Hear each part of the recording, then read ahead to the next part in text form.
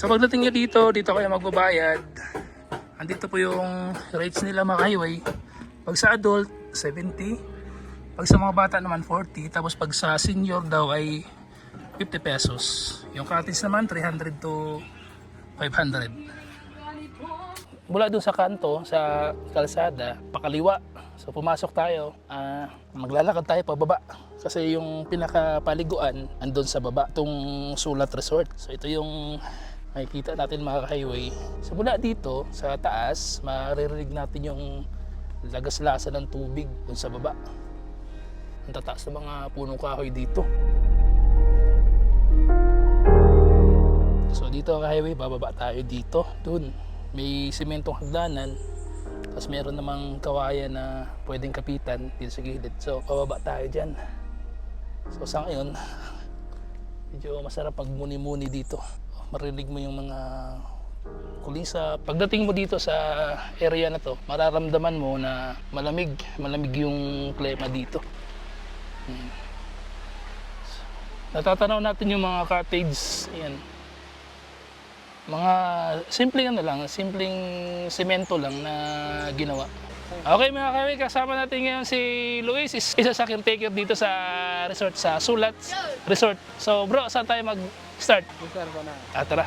Kaway-kaway. Okay. So dito, makikita natin mga highway na preskong tubig yung umaagos. Bro, saan galing yung tubig na yan? Sa Isarog, sir. Sa Isarog mismo. So itong tubig na to, wala na tong ibang dadaanan. Wala na. Wala na. Ito ang unang resort na dadaanan mo. Ito ang pinakaunang resort na dadaanan mula sa Mount Isarog. So ito kasing Mount Isarog mga highway, napakadaming water outlet ito eh.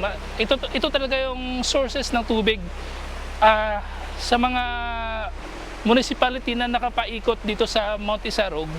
Itong Mount Isarog talaga yung nagsusupply ng tubig kasi very abundant talaga tong bukid na to sa tubig.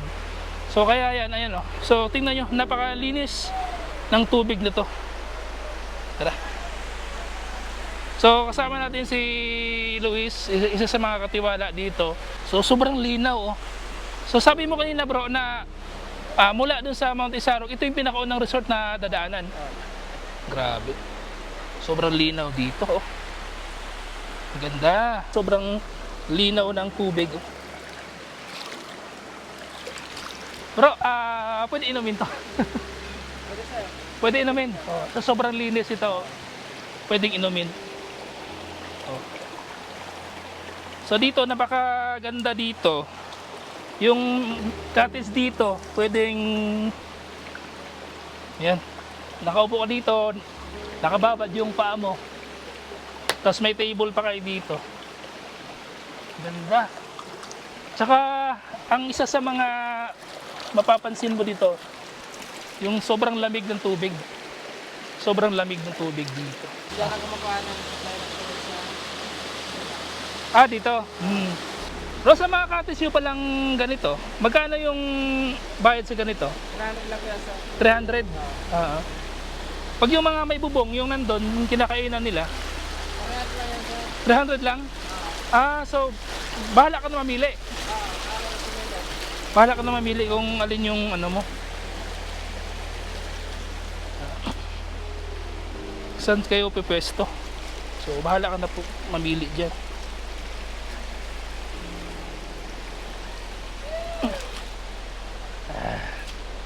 So, ito 300 pa rin. So, ito mga highway yung tubig na galing doon sa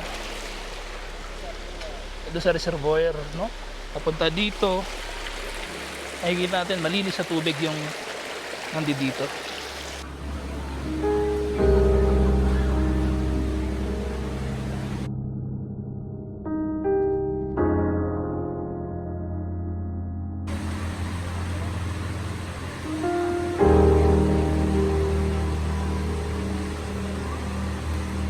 So ito lahat ng cottage na to bro, 300 lahat to?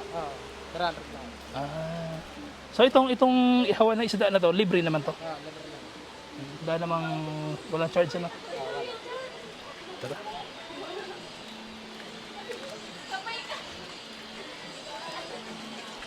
Ito yung pang ano nyo, yung pang bata nyo na, Bata yan, sir.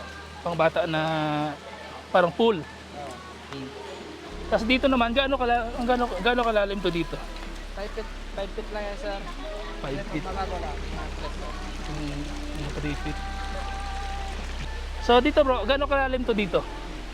5 lang yan, sir. 5. Halimbawa pag napuno tong tubig atong pool na to, Kapo na yun doon. gaano kalalim to pag napuno na to? 5 lang yan. 5'3". Oo. 5'3". So dito galing tubig dito, aapaw, tapos mapupunta naman dito.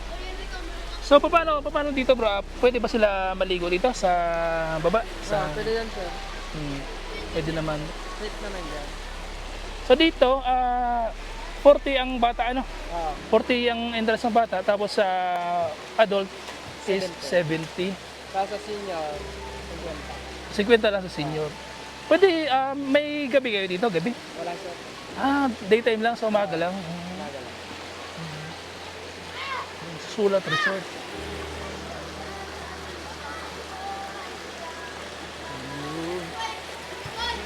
Galing.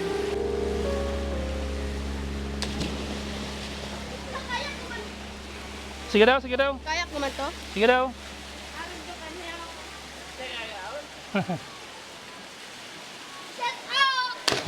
Yun oh.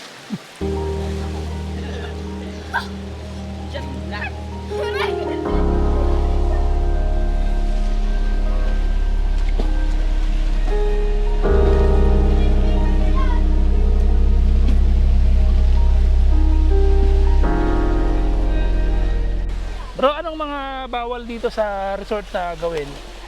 Bawal lang, sir. Wala naman dito sa gilid ng pool. Bawal uminom sa... Uminom o mag-inuman? Hindi naman. Mag-inuman. Bakit bawal? Bakit bawal? Babasag yung buto. Okay. So, Nababog yung sa lalo. sa maliban dun, sir, ano pang pwedeng, ano pang mga dapat nilang iwasan dito sa resort? Pag maghabulan. Ang mga habulan. Hanggang anong oras kayo dito? 5 lang, sir. Sa umaga, anong oras nag-open? 7 to 5. 7 to 5, no?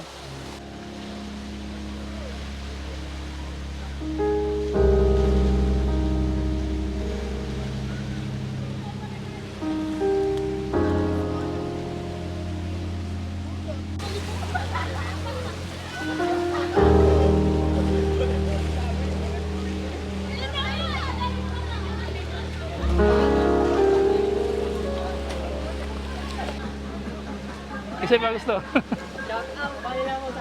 Shoutout kay Ma'am Joanne Redota, swimming ka dyan.